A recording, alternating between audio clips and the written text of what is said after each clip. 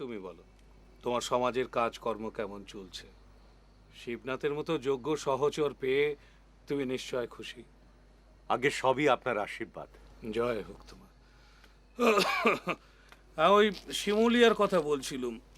ওখানে ওই দত্তদের যে বাড়ি আছে, সেখানে আমি একটি ব্রাহ্ম স্কুল খোলবার চেষ্টা করেছিলুম। এটা তো তুমি জানো। শুনেছি সম্প্রতি কিছু দুষ্কৃতীর অপচেষ্টায় সে কাজ নাকি ব্যাহত হয়েছে। ব্যাহত হয়েছে কিনা বলতে পারিনি, তবে সাময়িকভাবে রদ হয়েছে। সেবাড়ির কর্তা কালীপ্রসাদ দত্ত মহাশয় মহাধামে গমন করেছেন। সেই জন্য আমি তাদের সঙ্গে দেখা সাক্ষাৎ করতে গেছিলাম। ভারী বিমর্ষ সকলে। বিশাল সংসারে কর্তা ছিলেন দত্তমশাই। আগে আপনার কাছে একটা ব্যাপারে আমি অনুমতি নিতে এসেছি। অনুমতি? আগে আমার কাছে? কোনো ব্যক্তিগত? না, সমাজগত। জানি আপনি হয়তো ভাবছেন যে কালে আপনার সঙ্গে মতান্তর ঘটিয়ে আমি নতুন সমাজ প্রতিষ্ঠা করেছি, সেকালে সমাজগত বিষয়ে আমি কেন আপনার অনুমতি চাইব। আমি আমি ইংল্যান্ড যেতে মনস্থির করেছি। আমাদের সমাজ যে স্বতঃস্ফূর্ততার জোয়ারে ভেসে এখানে সেখানে তার স্ফুরণ ঘটাচ্ছে, তার অনেকাংশেই আপনি চিন্তিত। কিন্তু আপনাকে আমি আশ্বস্ত করতে পারি যে আপনি এখনো ভারতবর্ষে ব্রাহ্মকুলের অভিভাবক। আপনার অনুমতি ছাড়া আমাদের এক পাও এগোবার উপায় নেই। তা কেন কেশব? ব্রাহ্ম সমাজের সত্যিকারের নেতা বলতে এখন তো তোমাকেই বোঝায়। তোমার অদম্য যৌবন তোমাকে সেই নেতৃত্বের আসনে বসিয়েছে। অমনি অমনি তো আর এই শিবনাথ, বিজয়কৃষ্ণ, ত্রৈলোক্য, অঘরনাথ, আনন্দমোহনের মতো সজীব যুবকেরা তোমার নেতৃত্ব মেনে নেয়নি। মহর্ষি, অপরাধ দেবেন না। আমার নেতৃত্বকে মেনে নিলেও আপনার পিতৃত্বকে কেউ অস্বীকার করে না। বেশ, প্রীত হলেন। এবার বলো, কবে রওনা হচ্ছে? সবকিছু ঠিক থাকলে আপনার অনুমতি পেলে সামনের ফেব্রুয়ারিতে। ভালো। শীতের প্রকোপটা কাটিয়ে, হ্যাঁ, এটা উত্তম সময়। তা এমন মনস্থির করলে কেন? মহর্ষি, আপনি তো জানেন ব্রাহ্ম ধর্ম প্রচারের জন্য আমি সারা দেশ ঘুরেছি, এবং ঘুরে যে অভিজ্ঞতা সঞ্চয় করেছি তার সারসংক্ষেপ মোটেই সুখকর নয়। রাজধানী এই কলকাতায় ইংরেজ সাহেবরা দেশীয় বুদ্ধিজীবীদের সঙ্গে যে সুসম্পর্ক রাখেন তা তাদের ভনিতা মাত্র। গোটা দেশে মানুষের ওপর তারা অত্যাচার এবং অবিচারের জোয়াল চাপিয়ে রেখেছেন। তাদের মানসিকতার একটিমাত্র মূলধন ভারতীয়দের সম্পর্কে তাদের অতিহীন ধারণা। আমি উপলব্ধি করেছি এই ধারণা পাল্টাতে গেলে পাশ্চাত্যের মানুষের কাছে ভারতীয় সভ্যতা, কৃষ্টি ও সংস্কৃতির ঐতিহ্যকে তুলে ধরতে হবে। সাধু সাধু, যুগোপযোগী চিন্তা। তাই আমি সে দেশে যেতে চাই মহর্ষি। ভালো। সে দেশে তুমি কাউকে চেনো? আমি লরেন্স সাহেবকে চিঠি লিখেছিলাম। লরেন্স সাহেব আমাদের এখানকার governor general, sir Lord Lawrence? আগে হ্যাঁ। হ্যাঁ হ্যাঁ হ্যাঁ, তিনি তো অবসর নিয়ে দেশে ফিরে গেছেন। লরেন্স সাহেব চিরকালই তোমার অতি বড় ভক্ত। আমার কাছে অনুমতি প্রার্থনা করে তুমি আমাকে বড় লজ্জায় ফেলে দিলে কেশব। এই কথা কেন বলছেন মহর্ষি? দেখো কেশব, বয়স হলেও আমার চোখে এখনো ছানি পড়েনি। দর্পণে নিজের চেহারাটা আমি স্পষ্ট দেখতে পাই। একেশ্বরে বিশ্বাসী হয়েও আমি তোমার মতো আগুয়ান নই। পুরনো সংস্কার সবকিছু এখনো ঝেড়ে ফেলতে পারিনি। যজ্ঞোপবীত ত্যাগ করতে পারিনি। বিশ্বাসে, আচারে, আচরণে তুমি আমার থেকে কত এগিয়ে। তুমি তো আগামী দিনের নেতা কেশব। হে আমার ভক্তিভাজন প্রাণাধিক প্রভু, হে তুমি কি করছো? তুমি ব্রহ্মানন্দ, তুমি ওঠো কেশব। আমার মাথায় যে ব্রহ্মানন্দ শিরোপা, তা তো আপনারই দেওয়া ভূষণ। পিতা রাজা যেমন যুবরাজ পুত্রের মাথায় মুকুট পরিয়ে তাকে রাজ্যাভিষিক্ত করেন, তেমনি তেমনি আপনিও আপনার শিরোপা আমার মাথায় পরিয়ে দিয়েছেন। ওই নাম দিয়ে আপনি আমাকে মহাধনে ধনী করেছেন, বিপুল সম্পদশালী করেছেন। রসনা, যাও তার নাম প্রচারো, তার আনন্দ জনন সুন্দর আনন্দ। দেখো রে নয়ন, সদা দেখো রে। দত্তমশাই চলে গেলেন। দেখতে দেখতে বছর কেটে গেল। হ্যাঁ, শেষকালটায় অনেকটাই পাল্টে গিয়েছিলেন শুনলাম। বলি তাহলে, বলুন। সবই ওই বিলেকে উপলক্ষ করে। দিনে দিনে ওই ছেলেই ওনাকে দখল করে নিয়েছিল। শেষ মুহূর্তে কানে তো ওই মহাভারতের পুণ্য কথা দিলে। হ্যাঁ, শুনেছি, ভুবন বলেছে। যাওয়ার আগে নাকি অনেক আশীর্বাদ করে গেছেন, এতে বিশ্বনাথের মন তৃপ্ত হয়েছে। হবারই কথা। তবে কি নিশ্চয়ই শেষকালে সারা জীবনের কৃতকর্মের জন্য অনেক অনুশোচনা ভোগ করেছেন। আমি বাহ্যিক প্রকাশে তা লক্ষ্য করেছি, কিন্তু তা হলেও কি যে বলি। বলুন, না হলে আমার ভেতরে উচাটন চলবে। বলছি, বলবো তো নিশ্চয়ই। তবে কি এদের সংসারের কথা, নাচ জামাই যদি কিছু মনে করে তাই দ্বিধা হয় বলতে। তবু তুই ভুবনকে স্নেহ করিস, তোর আদরের বোন, তাই তোকেই বলা। কালীপ্রসাদ দত্ত যে ভাব নিয়ে গিয়ে থাকুন না কেন, তার স্ত্রীপুত্র কিন্তু মোটেই পাল্টায়নি। এখনো ভুবনকে কষ্ট দেন বুঝি? নিত্য। তবু মুখ ফুটে কিচ্ছু বলে না, বিশ্বনাথের লাগবে বলে। কিন্তু আমি তো বুঝি ওর এই নিয়ে মন ভারী ভার। কিন্তু ভগবানের অশেষ কৃপা, ওদের ঘরে আনন্দের ধারা বইছে। স্বামী স্ত্রী ওই নিয়েই মেতে আছে। সত্যি, ভুবনের মুখে যেন আর হাসি ধরে না। কোল জুড়িয়ে আবার ছেলে এসেছে। হ্যাঁ, কি যেন নাম রেখেছে? মহেন্দ্রনাথ। মহেন্দ্রনাথ। নরেন্দ্রনাথ, তারপর মহেন্দ্রনাথ। বাহ, বেশ মিলিয়েছে। 4 মেয়ে 2 ছেলে নিয়ে তো এখন একেবারে ভরা সংসার। তবু আমার একটা ভাবনা, জানিস দাদা, কিসের? এই মেয়েদের বিয়ে থা দিতেও তো অনেক টাকা লাগবে। আপনার নাচ জামাইয়ের কি টাকার অভাব? 2 হাতে রোজগার করে। 4 হাতে খরচ করে। আমরাই ওর খরচের বহর বাড়িয়ে দিয়েছি। তারপর এত এলাই আয়োজন, খাওয়া দাওয়া, যৌথ পরিবার, আত্মীয় স্বজন, আশ্রিত পুষ্যি, সবই তোর ঘাড়ের ওপর। মাসে অন্তত 1000 টাকা সংসার খরচ আমি হিসেব করে দেখেছি। তারপর শকত হাজার রকমের বেড়ানো, গান বাজনা, বন্ধু বান্ধবের আপ্যায়ন। আচ্ছা, ওর খুঁড়তোতে ভয়েরা ওরা কি সংসারে কিছুই দেয় না? না, ঘাড়ের ওপর বসে খায় আর ফিকির খোঁজে কি করে ঘাড় মটকাবে। অবশ্য এসব কথা আমার বলা উচিত নয়, ওরা সব ওর জ্ঞাতি গোষ্ঠী। আমার সংকোচ হয় আমার জন্য, আমিও তো ওর আশ্রিত। দামশাই, দামশাই এই অবধি ঠিক ছিল, হঠাৎ তাল কেটে বেসুরো গাইতে আরম্ভ করলেন কেন? দামশাই, আপনি যে এখানে আশ্রিত বোধে থাকেন সেটা কিন্তু আমার জানা ছিল না। আমি কিন্তু আপনাকে অভিভাবক জ্ঞানে আমার কাছে রেখেছি। আর যদি আমার বাবা বেঁচে থাকতেন, তিনি যেমন আমার মাথার উপরে থাকতেন, আমি কি তাকে আমার ভার মনে করতুম? তুমি মহানুভব জামাই দাদা। তাছাড়া আপনি নিজেকে এরকম গলগ্রহ মনে করছেন কেন? আপনি আছেন বলে ভুবনের মন ভালো আছে।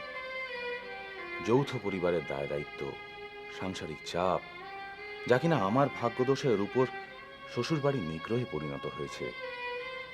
এই পরিবেশে আপনার উপস্থিতি ওকে বাপের বাড়ি স্বস্তি দেয়। কি বলি বলো তো, তোমার উদার মন। আপনার এই অভিভাবকত্বটুকুও কি আমার কাছে কম পাও না?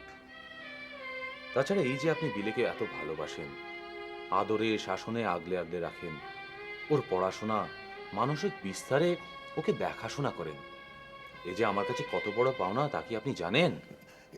এবার কিন্তু আমি লজ্জা পেতে শুরু করে দিয়েছি। তোমরা তোমরা বসে কথা টথা বলো, আমি আবার বিলে মহারাজের খবর নিয়ে গিয়ে।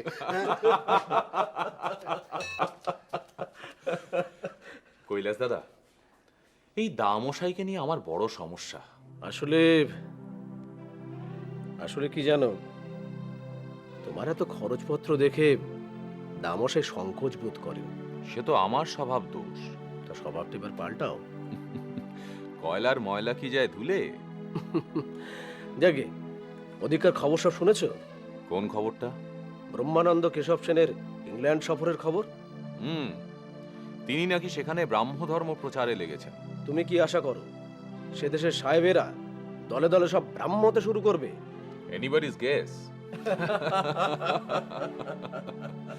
না, তা নয়, তবে আমার কাছে খবর আছে যে তিনি সেখানে সভা সমিতি করছেন, তুখোর বাগ্মী হিসেবে নামও করেছেন। কুইন ভিক্টোরিয়া থেকে খ্রিস্টান ধর্মাচার্যরা তাকে যথেষ্ট সম্মানও করছেন। আমার ভয়টা কোথায় জানো? শেষ পর্যন্ত গভর্নর জেনারেল লর্ড লরেন্স সাহেবের কথাটা না ভুলে যায়। কোন কথাটা? তোমার মনে নেই ওদের কেশব বাবুর সেই সুবিখ্যাত বক্তৃতা, Jesus Christ Asia and Europe? আরে ওই বক্তৃতার পরেই তো কেশব বাবু এবং তার নবোদিত দলবলকে খ্রিস্টান বলে গাল পাড়া শুরু হয়ে গিয়েছিল। উনি যেভাবে যীশু খ্রিস্টের ধ্যান, তার নামে সঙ্গীত রচনা করা, তার নাম কীর্তন করা, বাইবেল অনুশীলন করা শুরু করেছিলেন, তখনই তো লরেন্স সাহেব প্রকাশ্যেই বলেছিলেন কেশবচন্দ্রের খ্রিস্ট ধর্ম গ্রহণে আর দেরি নেই। তা বলেছিলেন, তবে পরে তো তিনি সেই প্রভাব কাটিয়েও উঠেছেন। হ্যাঁ, সে কথাও মনে আছে। সমাজের ধিক্কার সহ্য করতে না পেরে তিনি তার বক্তৃতা গ্রেট মেনে নিজেকে সংশোধন করেছিলেন। কিন্তু সে সবই তো ঘটেছিল এই কলকাতা শহরে, সুদূর ইংল্যান্ডে তাকে তো ধিক্কার জানাবার কেউ নেই। বরং তার খ্রিস্ট অনুষঙ্গকে বাহবা দেওয়ার লোকের সংখ্যাই বেশি। তাদের প্রভাবে ব্রহ্মানন্দ যদি খ্রিস্ট ধর্ম গ্রহণ করে ফিরে আসেন। আমি সবিশেষ জ্ঞাত আছি যে আমার ইংল্যান্ড সফরকালে এই কলকাতা শহরের সুবিবেচক নাগরিক বৃন্দের মধ্যে কেউ কেউ বিশ্বাস করতে শুরু করেছিলেন যে আমি সেদেশ থেকে ধর্মান্তরিত হয়ে ফিরে আসব।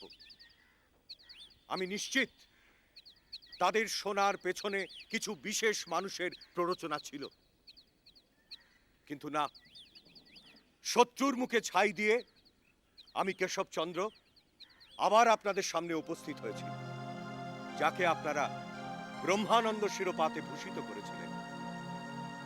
তবে হ্যাঁ, আপনারা অবশ্যই আমাকে প্রশ্ন করতে পারেন যে আমার ইংল্যান্ড সফরের উদ্দেশ্য কি ছিল। আমার উত্তর আলো।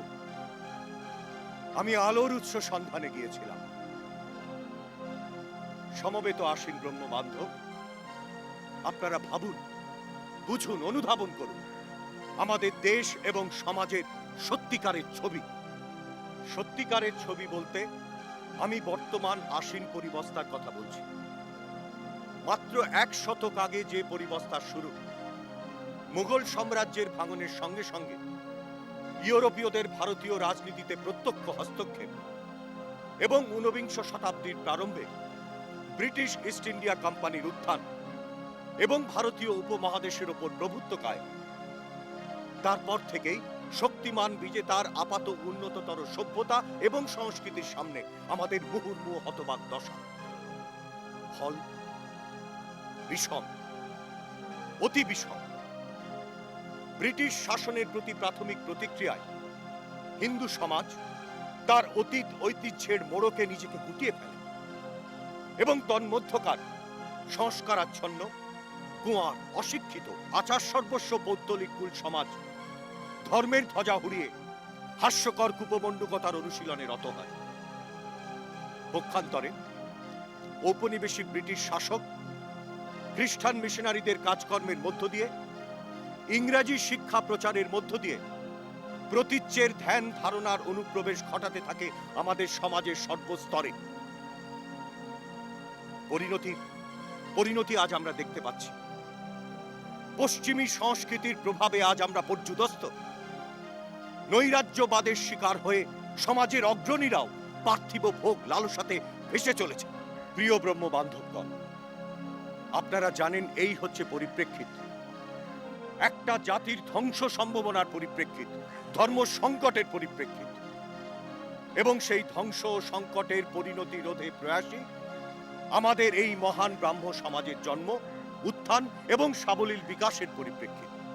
সমবেত ব্রহ্ম বান্ধবগণ, আপনারা অবগত আছেন 1828 খ্রিস্টাব্দে মহাত্মা রাজা রামমোহন ব্রাহ্ম সমাজ প্রতিষ্ঠার মধ্য দিয়ে যে ব্রহ্মোপাসনা এবং নির্ভেজাল বেদচর্চার সোপান প্রথিত করেছিলেন এবং পরবর্তীকালে মহর্ষি দেবেন্দ্রনাথের নেতৃত্বে এবং মানব মনের মৌলিক উপলব্ধিতে তার যে বিকাশ এবং পরিচর্যা হয়েছিল এবং বর্তমানে আমাদের উন্নতিশীল ব্রাহ্ম দলের অনুশীলনের মধ্য দিয়ে যে উন্নততর ব্রহ্মোপলব্ধি আমরা লাভ করেছি, নরনারী সাধারণের সমান অধিকার, যার আছে ভক্তি পাবে মুক্তি, নাহি জাত বিচার, এই উপলব্ধির সূত্র ধরেই আমার আপনার ব্রহ্ম চেতনা।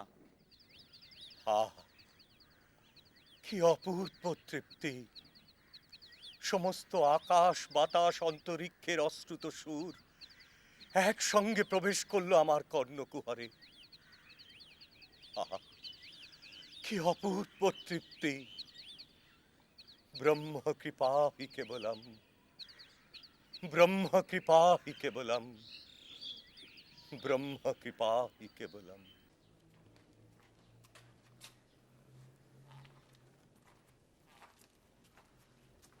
দামশাই, খবর কি? মনে হচ্ছে সারা কলকাতা শহর চষে ফিরলেন। হ্যাঁ, সে একরকম বলতে পারো। তবে আজ ব্রাহ্ম সমাজের অনেক খবর আছে। কেশব সেন আবার একটা সংঘ তৈরি করেছেন, ভারত সংস্কার সভা। বাসি খবর।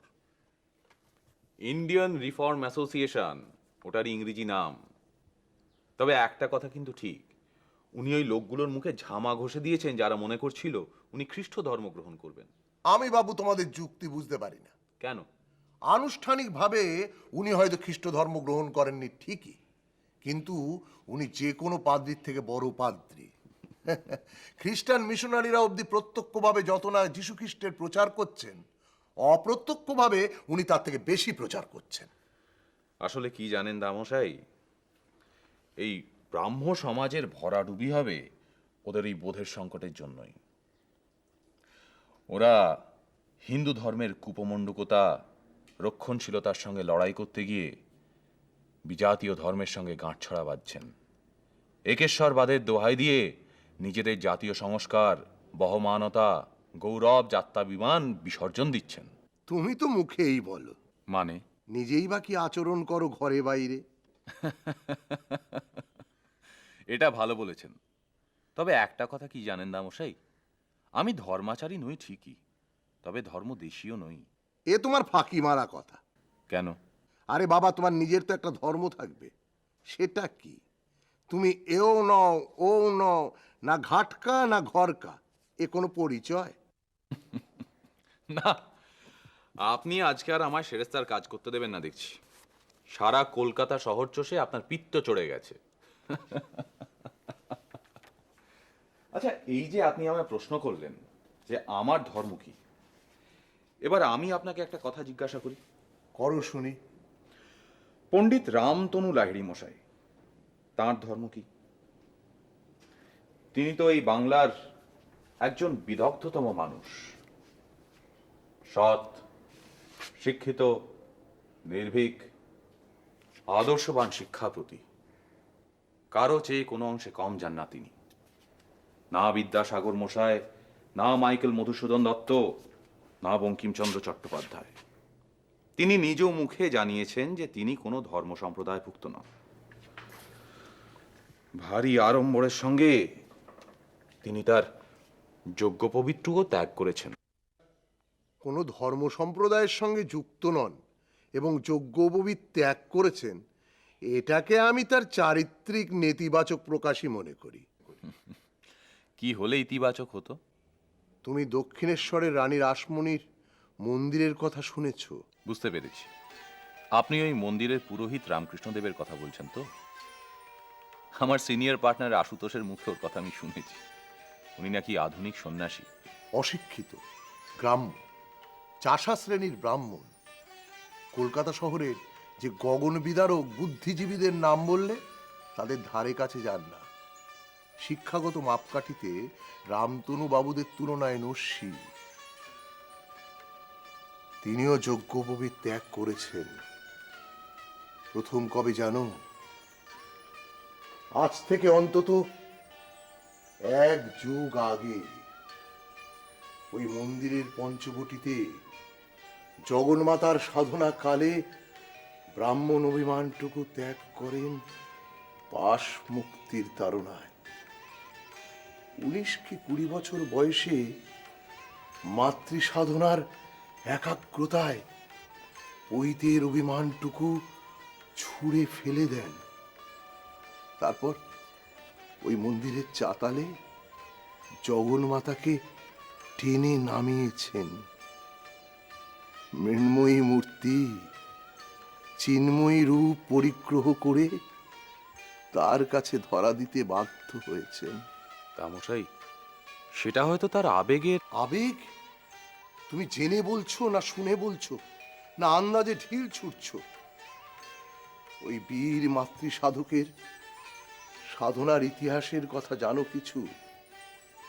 তিনি 12 বছরের সাধনায় তন্ত্র সম্পূর্ণ করেছেন, কৃষ্ণ প্রাপ্ত হয়েছেন, রাম ভগবানের দর্শন পেয়েছেন, নিজের শরীরে অবতার চিহ্ন দেখিয়েছেন, অদ্বৈতের পথে ব্রহ্মজ্ঞান লাভ করেছেন।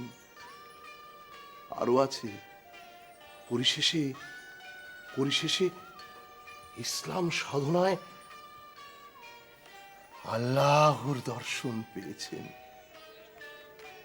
তার পুঁজি কি জানো? স্বধর্মের প্রতি ঘৃণাজনিত কারণে হীনমন্যতাবোধ নয়, সেই কারণে বিজাতীয় ধর্মের প্রতি আত্মসমর্পণ নয়।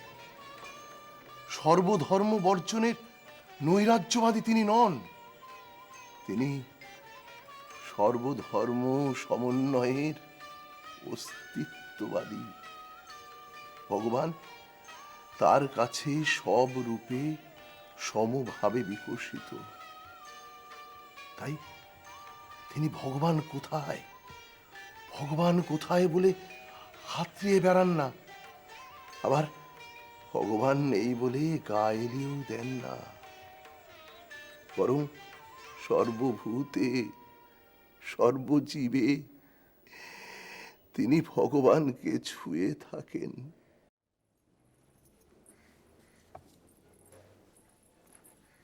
যাও বাবা, দিদার কাছে যাও।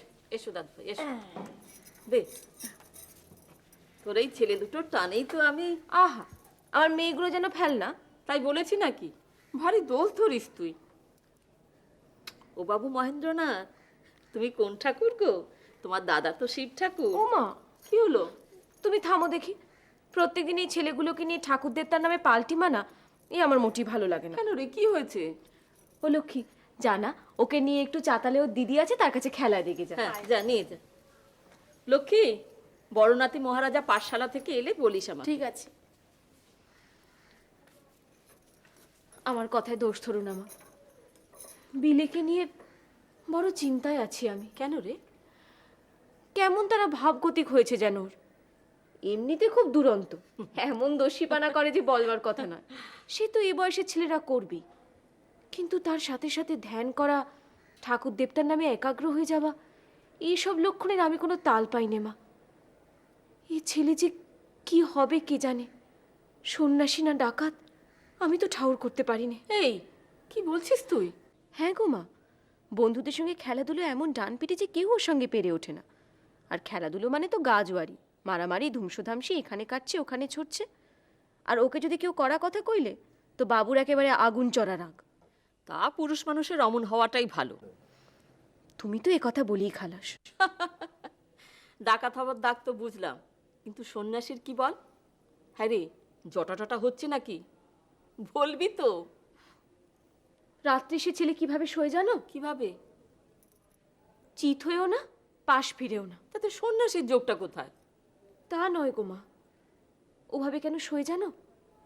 বলে মাথা টেকিয়ে ছুলে নাকি রাত্রিবেলা ঘুমের আগে দুই ভুরুর মাঝখানে ও জ্যোতি দেখতে পায়। সেই জ্যোতির ফোঁটা নাকি নানা রকম রঙের হয়ে যায়, তারপর তারাবাতির মতো নাকি ছড়িয়ে যায়। আচ্ছা তুমি বলো তো মা, রোজ রোজ 365 দিন এরম কারো সম্ভব? হ্যাঁ রে, জামাই বাবা জীবনকে বলেছিস? না। কেন? ছেলেকে যদি বকেন। ও ছেলেবেলায় কচি রঙিন মনে ওসব একটু আধটু হয়, তুই কিচ্ছু ভাবিস না। এসো এসো আমার সঙ্গে। তুমি এত খারাপ ছেলে, দাঁড়াও এখানে, দাঁড়াও। কি কি কি করেছে কি ও? তোমার গুণবান ছেলে বলি, আজ তোমার মা দিদিমা সবাই জানবেন তুমি কত খারাপ। ছি ছি ছি, কি মুখের ভাষা তোমার! বলেই দি, মিথ্যে কথা তো না, বলতেই পারি। কি হয়েছে বাবা? আপনার নাতিকে আমি পাঠশালায় ভর্তি করেছিলাম লেখাপড়া শেখার জন্য, গালমন্দ শেখার জন্য নয়। না মানে, কিন্তু কি করেছে দাদা ভাই? শুনবেন বলি, আপনার নাতি সমবয়সীদের সঙ্গে পাঠশালা থেকে ফিরছিল, তা ফটকের সামনে দাঁড়িয়ে দেখি কাকে যেন গাল পাড়ছে সে। আর মুখের কি ভাষা! রাস্তার কুলি মজুরা ওরকম কথা বলে না। কিন্তু আগে তো ওরাই আমায় গাল পেড়েছে। তা বলে তুমিও গাল পারবে? ছেড়ে দেবো? আমি কাউকে ছাড়ি নে। কোথেকে শিখেছো এসব কথা? হ্যাঁ, পাঠশালার বিদ্যে না? কাল থেকে ওর পাঠশালায় যাওয়া বন্ধ, এই আমি বলে দিলুম। এই এদিকে আয়, কি গাল পেরেছিস তুই? শালা বলেছি, আর কি বলেছিস? আটকুরের বেটা বলেছি, আর শুয়োরের বাচ্চা বলেছি। তোকে আমি আজকে শেষ করে দেবো। কি ভেবেছিস কি তুই? আপনার সঙ্গে আমার কিছু কথা ছিল ব্রহ্মানন্দ। শুনবো। একটু বসো শাস্ত্রী মশাই, আগে হাতের কাজকর্মগুলো একটু সেরে নিন। আচ্ছা বেশ। আমাদের এই সংস্কার সভার কর্মসূচিটি ছাপিয়ে বিলি করার ব্যবস্থা করো এক্ষুনি। একটু পড়ো তো কি কি লেখা আছে। সুলভ সাহিত্য, নৈশ বিদ্যালয়, স্ত্রী শিক্ষা, অনওয়ার্ডস, প্লিজ গো অ্যাহেড। শিক্ষা বিস্তার, সুরাপান নিবারণ। দেখো শিবনাথ, তোমার তো লেখালেখিতে অভ্যেস আছে। শুধু অভ্যেস বলি কেন, সাহিত্য চর্চায় তোমার কিঞ্চিত ব্যুৎপত্তি আছে। তোমার লেখনী এই মুহূর্তে যথেষ্ট স্বীকৃত, বিশেষত বঙ্গদেশে। সুরাপান নিবারণ বিষয়কে উপজীব্য করে তোমাকে দিয়ে আমি একটা পত্রিকা বার করাতে চাই। তুমি তার দায়িত্ব নেবে। আমি? হ্যাঁ, তুমি। আচ্ছা বেশ, আমি প্রাণপাত চেষ্টা করব। আমি জানতাম। আমি নিশ্চিন্ত হলাম। হ্যাঁ, এবার বলো কি বলছিলে। হ্যাঁ মানে বলছিলাম যে কি মনে করেন আপনি আপনার ইংল্যান্ড সফর সম্পূর্ণ? হঠাৎ এরকম প্রশ্ন? না মানে আমি আপনার বিভিন্ন বক্তৃতা শুনছি, বিভিন্ন পত্রপত্রিকায় আপনার বিদেশ সফরের বিস্তারিত বিবরণ পড়ছি। আমাদের সমাজের মধ্যে, বিশেষত বুদ্ধিজীবীদের মধ্যে এ নিয়ে উৎসাহ উদ্দীপনার অন্ত নেই। তবে কি জানেন, আমার মনে হয় আমরা বোধহয় কোনো একটা চ্যালেঞ্জের মুখোমুখি হতে চলেছি। চ্যালেঞ্জ? কার চ্যালেঞ্জ? কিসের চ্যালেঞ্জ? ব্যাপারটা আমাদের সমাজের মধ্যকার অন্তর্দ্বন্দ্বের ফল। দেখো, বুঝিয়ে বলো। পেটে অর্ধেক, মুখে অর্ধেক নয়। আমি এইটুকু প্রশ্রয় চাইছিলাম। আচ্ছা ব্রহ্মানন্দ, আমাদের ব্রাহ্মরা মানে উন্নতিশীল ব্রাহ্মরা কতটা হিন্দু আর কতটা খ্রিস্টান? রাবিশ! আমরা কেন হিন্দু বা খ্রিস্টান হতে যাব? আমরা আলাদা, আমরা ভিন্ন ধর্মাবলম্বী, আমাদের নিজস্ব একটা মতবাদ আছে। কিন্তু লোকে তা মানছে না। কিরকম? আমাদের আদি সমাজের ভূতপূর্ব সভাপতি ভক্তিভাজন রাজনারায়ণ বসু তিনি একটা কাণ্ড করেছেন, জানেন? তার ওই বক্তৃতা? ঠিক তাই। তিনি তার বক্তৃতার ক্যাপশন কি করেছেন জানেন? হিন্দু ধর্মের শ্রেষ্ঠতা। পুরো বয়সে ভিন্নতি ধরলে না, তখন আর কারো কিছু করার থাকে না। সেটা তো আপনার আর আমার কথা। লোকে কি বলছে? তারা আমাদের প্রতি বিরূপ। রাজনারায়ণ বাবু তার বক্তৃতায় আদি সমাজের ব্রাহ্ম ধর্মকে হিন্দু ধর্ম বলে প্রচার করছেন। ফ্রেন্ডস অফ ইন্ডিয়া পত্রিকার সম্পাদক জেমস রুটলেক সাহেব তিনি সেই বক্তৃতার রিপোর্ট বিদেশের টাইমস পত্রিকায় পাঠিয়েছেন। সে তো আমি জানি, সো হোয়াট? সে দেশের মানুষ এতে কি ভাবছেন আমি বলতে পারবো না, কিন্তু আমাদের দেশে এর প্রতিক্রিয়া কিন্তু ভালো নয়। বিশেষত আপনার ইংল্যান্ড সফরের শেষে গোঁড়া হিন্দুরা এর সুযোগও নিচ্ছে। তারা তবু আদি সমাজকে সহ্য করে নিচ্ছে, কিন্তু আমাদের উন্নতিশীল সমাজকে তারা ধর্মদ্রোহী, দেশদ্রোহী, সমাজদ্রোহী এইসব কথা বলছে। আই কেয়ার আ ফিগ। তার উপর আপনি ওই সব কথা বলেছেন, মানে ইংরেজদের গৃহকর্মের প্রশংসা করেছেন। হ্যাঁ, আমি তো বলছি মিডল ক্লাস ইংলিশ হোমের মতো ইনস্টিটিউশন সারা পৃথিবীতে নেই। তাদের দেখে শিখলে আমরা বাঁচব। কিন্তু লোকে তা শুনতে চাইছে না। শত হলেও ইংরেজরা পররাজ্য লোভী। তারা আমাদের দেশে ঔপনিবেশিক শাসন ব্যবস্থা কায়েম করেছে। তুমি কি আমার সঙ্গে আছো না নেই? না না, এইসব কথা the same question I repeat, তুমি কি আমার সঙ্গে আছো না নেই?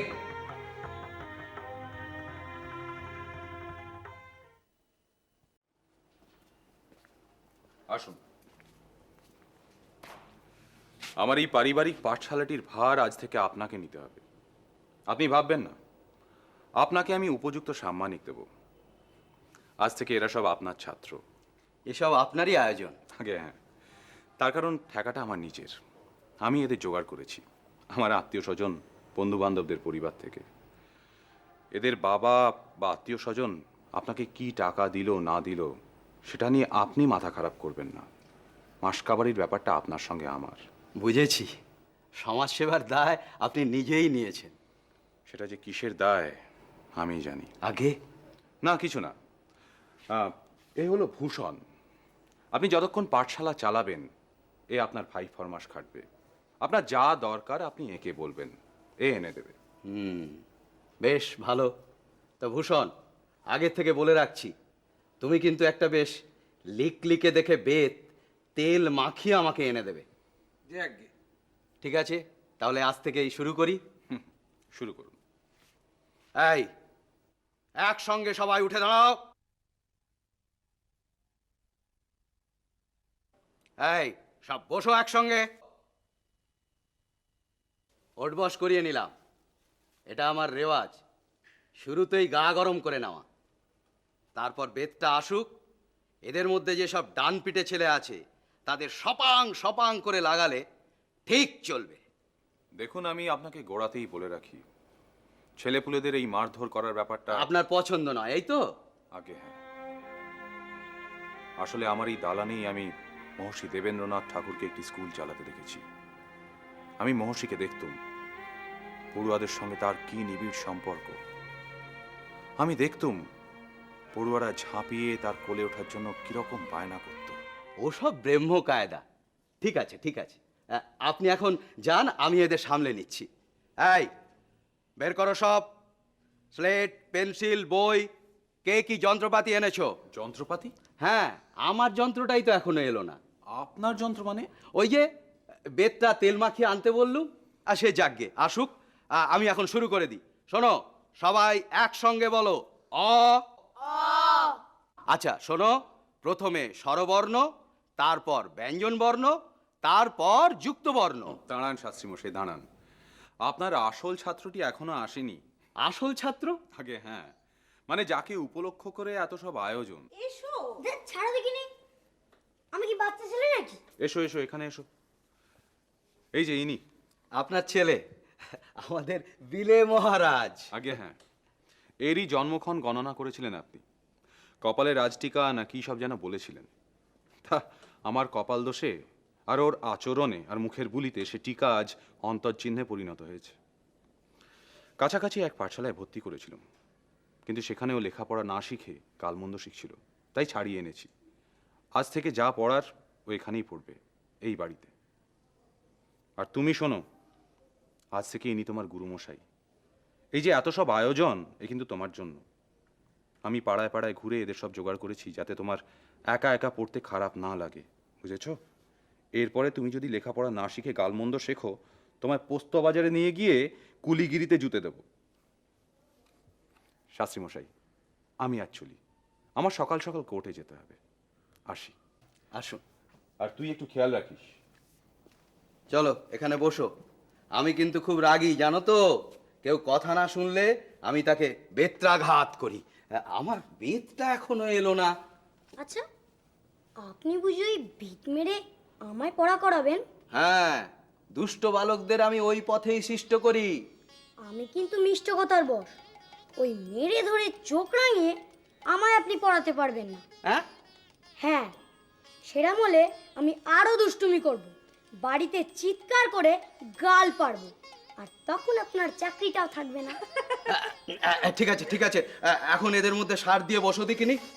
কেন? আমি ওদের শাড়ির মধ্যে বসতে যাবো কেন? আমি রোজ আলাদা বসবো। এইখানে বসবো রোজ। কেন আলাদা বসবে কেন? বারে, আমি তো সর্দার। আমি আর ওরা এক নাকি? চিত্তির,